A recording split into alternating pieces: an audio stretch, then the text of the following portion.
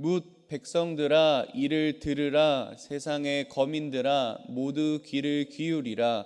귀천 빈부를 막론하고 다 들을지어다. 내 입은 지혜를 말하겠고 내 마음은 명철을 작은 소리로 읊조리리로다. 내가 비유에 내 귀를 기울이고 수금으로 나의 오묘한 말을 풀리로다. 죄악이 나를 따라다니며 나를 애워싸는 환난의 날을 내가 어찌 두려워하랴. 자기의 재물을 의지하고 부유함을 자랑하는 자는 아무도 자기의 형제를 구원하지 못하며 그를 위한 속전을 하나님께 바치지도 못할 것은 그들의 생명을 속량하는 값이 너무 엄청나서 영원히 마련하지 못할 것임이니라. 그가 영원히 살아서 죽음을 보지 않을 것인가. 아멘. 네, 오늘 저는 시편 49편 1절에서 9절 말씀을 가지고 어떤 상황에도 하나님을 선택하는 자라는 제목으로 함께 말씀을 나누기를 원합니다. 한번 오늘의 제목을 따라하는 시간 가지도록 하겠습니다. 어떤 상황에도 하나님을 선택하는 자. 네, 감사합니다. 혹시 이런 예화 들어보신 적 있으신가요? 삶과 죽음 사이에는 항상 선택이 존재한다. 우리는 늘 선택을 하면서 살아갑니다. 오늘 본문 말씀을 쓴 고라의 자손들 또한 자신의 환경과 상황을 바라보지 않고 하나님을 선택했던 자들입니다. 오늘의 말씀을 통하여서 어떤 상황에서도 하나님을 선택한 자들이 어떤 삶을 살게 되었는지 깨닫게 되는 그런 시간이 되기를 소망합니다. 오늘 본문 말씀인 시편 49편 위의 부분을 보게 되면요, 고라의 자손의 시라고 쓰여져 있습니다. 우리가 말씀을 읽고 말씀을 묵상하고 또 설교를 들을 때에 그때 당시의 시대적 역사적 사건에 대해서 알고 듣게 되면은 이 본문 말씀을 이해하고 해석하는데 조금 더 수월합니다. 그리고 이 말씀을 듣는 마음도 훨씬 달라지는데요. 이 고라라는 인물에 대해서 잠깐 설명을 드리도록 하겠습니다. 이 고라는요, 레위의 증손자였습니다. 그리고 모세와 아론의 사촌이었는데요. 이 고라가 이스라엘의 백성의 지도자인 모세와 아론에 대해서 반역을 일으키게 됩니다. 민수기 16장에는 이 고라당의 반역 사건이 나오게 되는데요. 고라가 루벤 자손인 다단과 아비람과 온과 당을 짓고 이스라엘 백성들 중에서 이름 있는 지휘관 250명을 선정을 하게 됩니다. 이 250명을 모아서 모세를 대항하는 사건이 나오게 됩니다. 반역을 일으킨 것이죠. 그런데 하나님은 이 일을 굉장히 악하게 보셨습니다. 그래서 하나님께서 세우신 모세와 아론을 대적하는 것은 곧 하나님을 대적하는 것이다 라고 생각을 하셨습니다. 그래서 모든 회중들이 보는 앞에서 땅이 갈라져서 고라와 다단과 아비람에 속한 모든 사람들과 재물들을 삼켜버리고 여호와께로부터 불이 나와서 분향하는 250명의 지휘관들도 다 불살라버리는 사건이 일어나게 됩니다. 이러한 일을 목격한 이스라엘 백성들은 큰 충격에 빠지게 됩니다.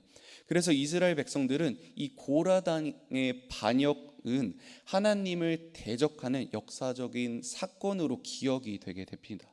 그래서 이 일이 얼마나 충격적이고 이 일이 얼마나 이스라엘 백성들에게 각인이 되었는지 성경을 읽다 보면 종종 고라에 대해서 언급이 됩니다. 므낫세의 자녀 중에 그 슬로보앗이라는 사람이 있습니다. 이 슬로보앗은 5명의 딸이 있었는데요, 아들이 없이 죽게 되었습니다. 그러자 슬로보앗의 딸들이 아버지의 유산을 자신에게 물려달라고 하면서 이렇게 고라의 이야기를 꺼냅니다. 우리 아버지가 광야에서 죽었으나 여호와를 거슬러 모인 고라의 무리에 들지 아니하고 자신의 죄로 죽었고 아들이 없나이다 라고 민수기 27장에는 나와 있습니다.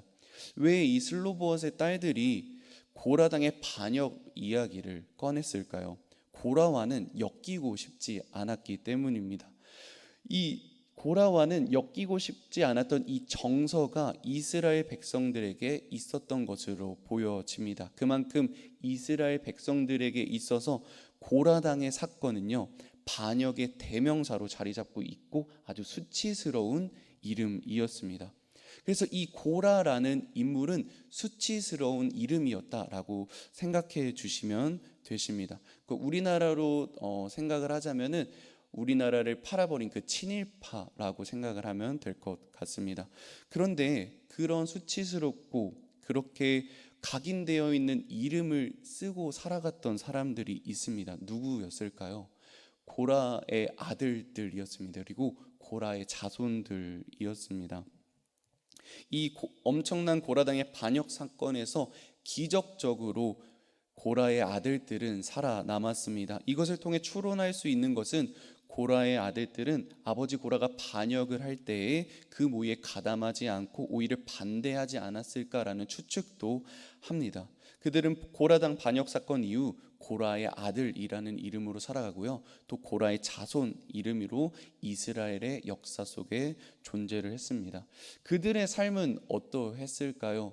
이 수치스러운 이름, 그리고 굉장히 어려운 이름을 가지고 살아가는 삶은 굉장히 억울하고 힘들었을 것입니다. 이 고라의 자손들은 이러한 억울하고 힘든 상황 가운데서 어떠한 선택을 했을까요? 그냥 이 시대적으로 상황적으로 힘든 상황에 그저 수긍하고 살아갔을까요? 그 고라의 자손들은, 고라의 아들들은 하나님을 선택하였습니다. 그들에게 위로가 되시며 그들에게 인도자 되시며 공급처 되시며 호흡 되시는 하나님을 의지하였습니다. 그러자 이 하나님을 의지하였을 때 이 고라의 자손들에게, 고라의 그 아들들에게 놀라운 변화가 시작이 됩니다. 하나님을 선택했던 고라의 자손들은 이런 고백을 남기게 됩니다. 시편 42편에 이렇게 나와 있습니다. 하나님, 사슴이 시냇물 바닥에서 물을 찾아 헐떡이듯이 내 영혼이 주님을 찾아 헐떡입니다. 내 영혼이 하나님, 곧 살아계신 하나님을 갈망하나니 내가 언제 하나님께로 나아가 그 얼굴을 배울 수 있을까요? 라고 나와 있습니다. 얼마나 갈급하게 찾았는지, 얼마나 절절하게 찾았는지 시편 42편에는 이렇게 고백이 되어 있는 것이죠. 그들에게 있어서 유일한 숨 쉴 수 있는 공간, 유일하게 피난처 될 수 있었던 그 예수님, 그 하나님을 의지하였던 것처럼 우리 성도님들도 하나님을 선택하고 하나님을 바라보기를 소망합니다. 이렇게 억울하고 고민되고 어려운 상황 가운데 있으신 성도님들 계십니까? 이 고라의 자손들처럼 하나님을 선택하는 성도님들 되시기를 소망합니다. 그 하나님께서는요, 그 하늘에서만 계신 것이 아닌 우리를 사랑하셔서 이 땅 가운데 내려오셨습니다. 그리고 육신의 몸을 입고 이 땅 가운데 무너져 있던 우리 하나님과의 관계를 십자가 사건을 통해서 회복시켰습니다. 그 은혜를 사모하고 그 은혜를 알고 있는 우리 성도님들이 이 시간 이 새벽의 기도를 사모하고 이 말씀을 사모하는 것이라 생각이 됩니다. 그래서 이 어려움 가운데 하나님을 선택한 자, 고라의 자손들은 놀라운 변화가 시작됩니다. 그래서 오늘의 본문 말씀, 이 본문의 말씀의 시대적 배경과 고라의 자손들의 상황을 고려하면서 다시 한번 읽어볼 때에는 또 은혜의 말씀이 됩니다. 시편 49편 1절에서 2절에 뭇 백성들아 이를 들으라, 세상의 거민들아 모두 귀를 기울이라, 귀천 빈부를 막론하고 다 들을지어다 라고 선포를 합니다. 낮은 자도 높은 자도 부자도 가난한 자도 이 세상의 모든 사람이 말씀을 들어야 된다라고 선포를 합니다. 사실 세상에 많은 사람들이 다 하나님의 말씀을 들어야 합니다. 근데 특히나 듣지 않는 사람들이 있습니다. 잘 사는 사람들, 자신이 뛰어나다라고 생각하는 사람들은 하나님의 말씀을 듣기가 쉽지가 않습니다. 그런데 이 세상의 모든 사람들이 하나님의 말씀을 들어야 된다라고, 하나님의 말씀을 집중해야 된다라고 선포하고 있는 것입니다. 하나님의 말씀이 필요하다. 왜 하나님의 말씀이 필요하느냐? 하나님의 말씀에는 지혜가 있고 생명이 있기 때문입니다. 이 사실을 알고 있었던 고라의 자손들은 이 지혜의 선포, 이 교훈의 선포를 할 수 있었던 이유도 다른 것을 선택했던 것이 아니라 하나님을 선택했기 때문입니다. 그리고 3절과 4절에는 내 입은 지혜를 말하겠고 내 마음은 명철을 작은 소리로 읊조리리로다. 내가 비유에 내 귀를 기울이고 수금으로 나의 오묘한 말을 풀리로다 라고 나와 있습니다. 고라의 자손은 3, 4절에 지혜를 말하고 명철을 말하며 내 비유에 내 귀를 기울이고 수금으로 오묘한 말을 푼다라고 합니다. 하나님을 선택한 자들은 지혜를 따라 살아갑니다. 남들과 구별된 총명함이 있습니다. 그리고 이 성경 말씀 속에 있는 말씀, 비유에 집중하고 그 오묘하고 신비로운 말씀을 깨달을 수 있는 자가 된다라고 합니다. 이런 성경에 오는 지혜가 있고 구별된 총명함이 있는 고라의 자손들은 두려움이 사라지게 됩니다. 5절 말씀인데요. 죄악이 나를 따라다니며 나를 애워싸는 환난 날을 내가 어찌 두려워하랴. 하나님을 의지한다고 해서 내가 하나님을 올바로 따른다고 해서 늘 좋은 일만 있는 것은 아닙니다.